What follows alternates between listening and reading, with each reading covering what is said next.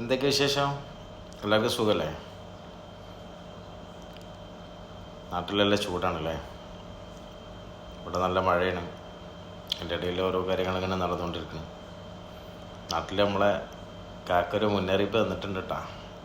എല്ലാവരും ഒന്ന് ശ്രദ്ധിച്ചോളി, നല്ലതാ. കോവിഡിന് സമാനമായിട്ടുള്ള രീതിയിലേക്കാണ് കിടക്കാൻ പോകുന്നതെന്നുള്ള വിവരങ്ങളൊക്കെ നാട്ടിൽ വരുന്നുണ്ട്. അപ്പോൾ എല്ലാവർക്കും ഒന്ന് ശ്രദ്ധിക്കുന്നത് നല്ലതാണ്.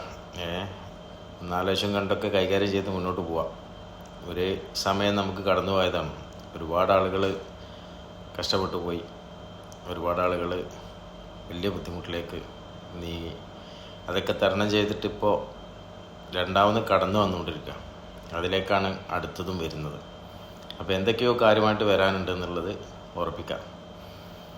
അപ്പോൾ ഏതായാലും എല്ലാവരും കെയർഫുൾ ആവുക. ഓക്കെ.